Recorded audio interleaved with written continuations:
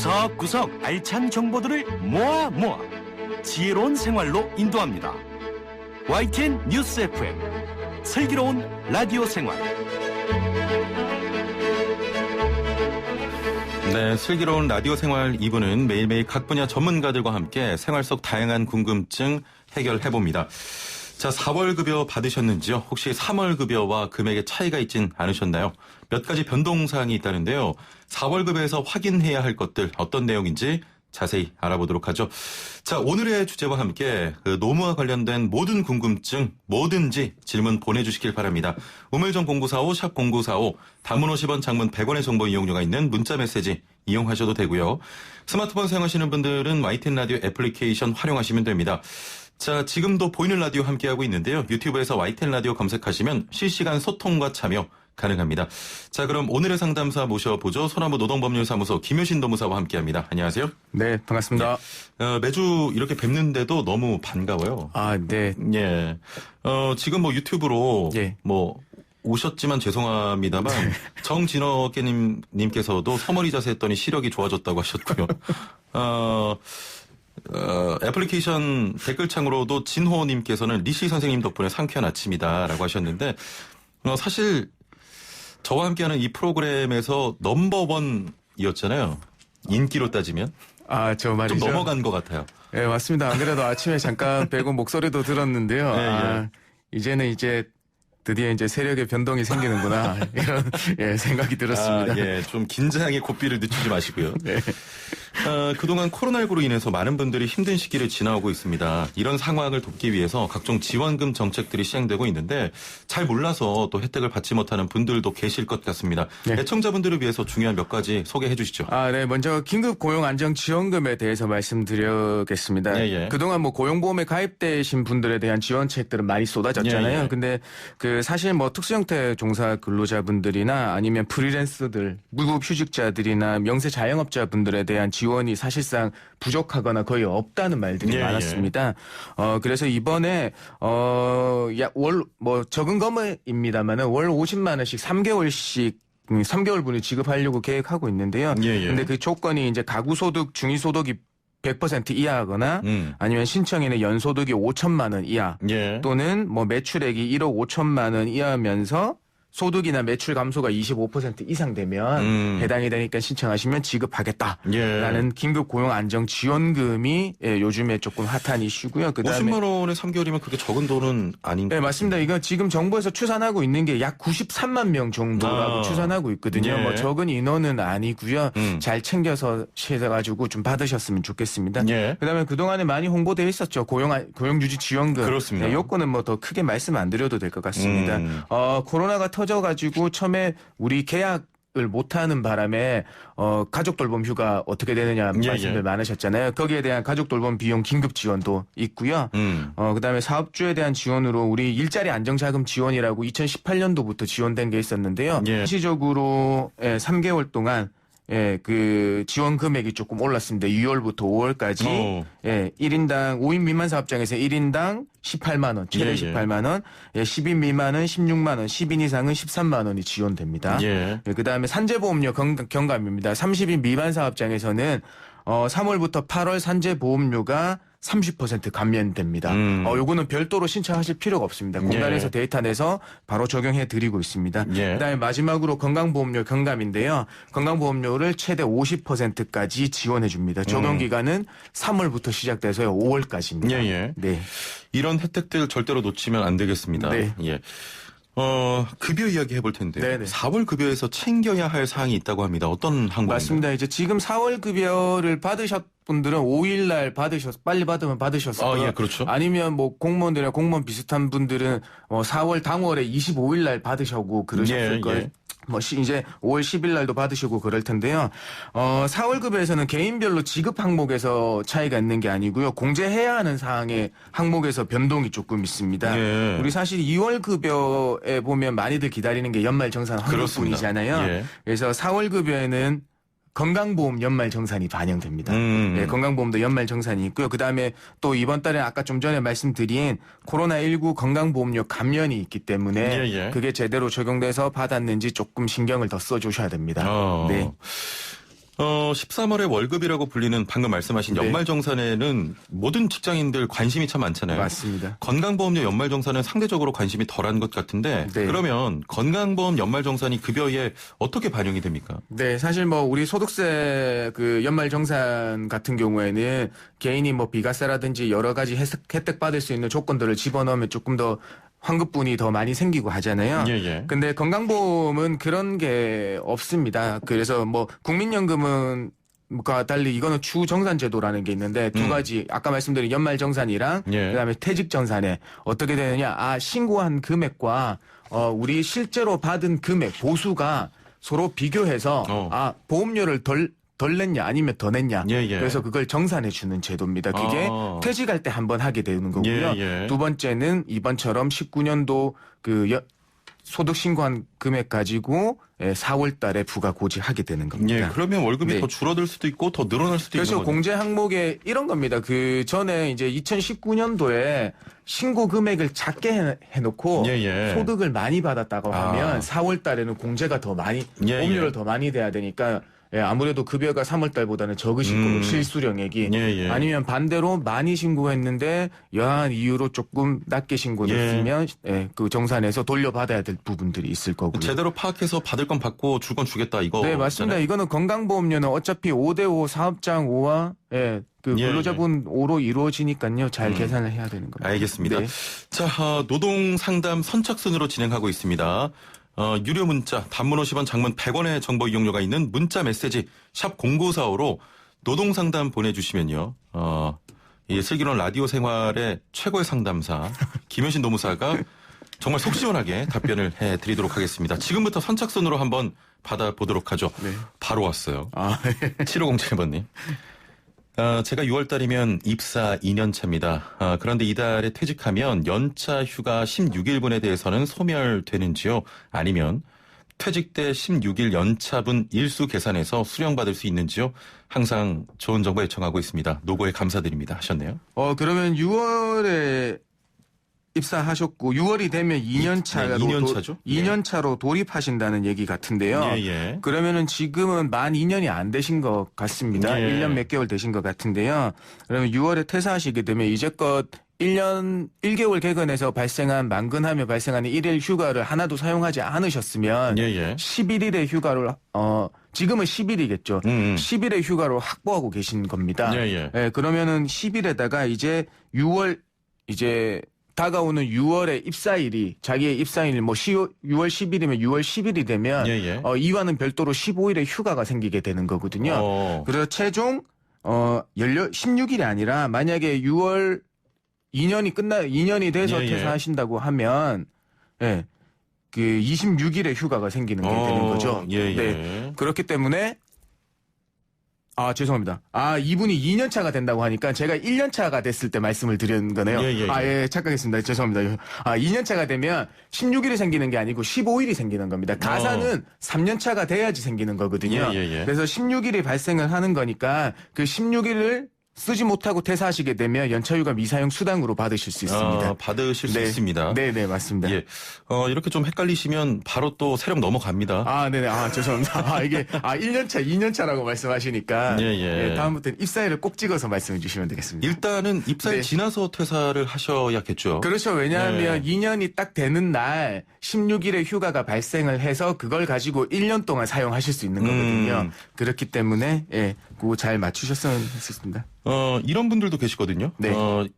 딱 퇴사할 때까지 일하고 그 다음날 바로 퇴사일에 퇴사하시는 게 아니고 16일 연차를 그냥 쭉 쓰고 바로 퇴사하시는 분도 맞습니다. 요거는 이건 회사의 정책이나 뭐 조직의 분위기나 그렇게 해서 연차 남아 있는 거를 다 쓰고 퇴사해서 퇴사일을 미뤄 가지고 퇴사하는 경우인데요.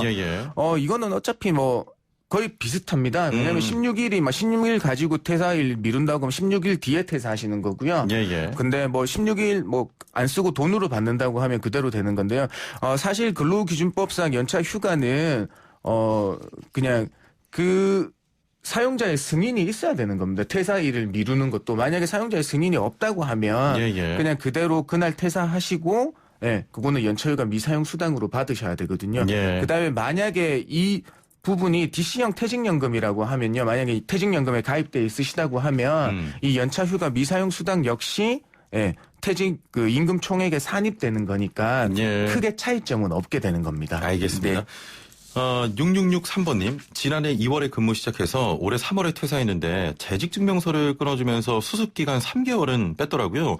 수습기간도 근무기간 인정되는 건가요? 그리고 수습기간 포함해서 1년 근무했는데 퇴직금 받을 수가 있습니까? 하셨나요? 네. 항상 이제 우리가 퇴직금을 받게 되는 게 계속 근로 기간이 1년 이상 되고 퇴직해야 되는 겁니다. 예, 예. 여기서 말하는 계속 근로 기간은 처음에 근로를 시작한 날 최초 근로 1위 기준인 겁니다. 그래서 절대 수습 기간을 빼시면 안 돼요. 그렇죠. 수습 기간 네. 역시 포함되어서 계산하셔야 되는 거기 때문에 3개월은 퇴직금 산정 기간에 산입이 되는 거니까 예. 당연히 받으실 수 있습니다. 수습 3개월을 빼신 거는 착오를 이루셨거나 아니면 약간 예전 마인드로 생각을 해주셨기 때문입니다. 예전에 이런 경우가 많았었거든요. 예. 네, 그런데 많이 이걸 이의 제기하셔가지고 지금은 다 퇴직금에 포함해서 다 계산해주고 있습니다. 잘 모르고 그냥 넘기시는 분들 많으실 것 같은데 네, 이 맞습니다. 기간 당연히 포함이 됩니다. 네. 그리고 한 가지 부가적으로 더 말씀드리면 예. 약간 수습 기간이라고 하면 회사에서 해고가 약간 자유로운 거라고 생각을 하세요. 그런데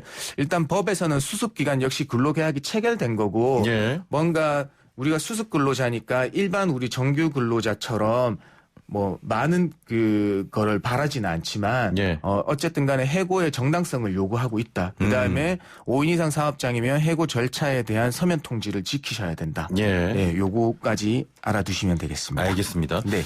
자, 노동상담 계속 받고 있습니다. 직장 생활 또 일하시다가 좀 부당한 일이 있다라고 하시면 단문 50원, 장문 100원의 유료 문자 샵 0945 우물정 0945번으로 보내주시고요.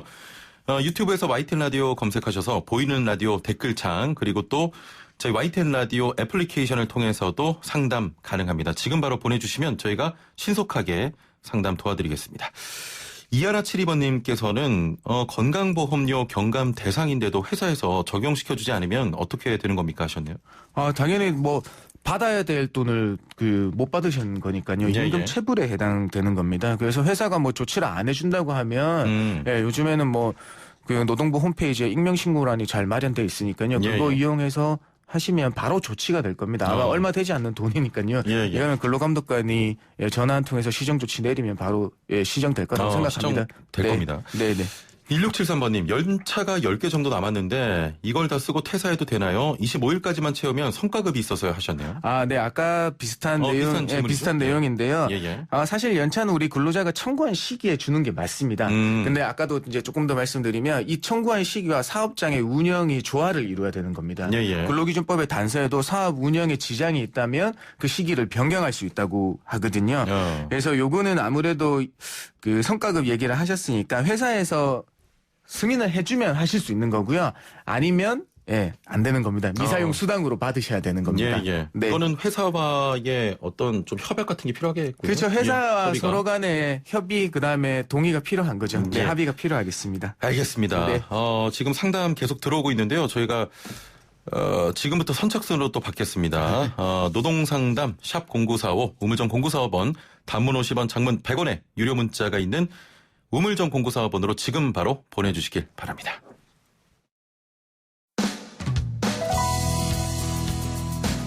슬기로운 라디오 생활 2부에서는 건강, 세금, 자동차, 부동산, 노동 분쟁까지 생활 속 궁금증과 상식들을 속 시원하게 풀어보는 상담실이 마련됩니다. 상담이 필요하신 분은 유료 문자 샵 0945 우물정 0945번이나 YTN 라디오 전용 애플리케이션 예스 채팅창을 통해 참여하실 수 있습니다.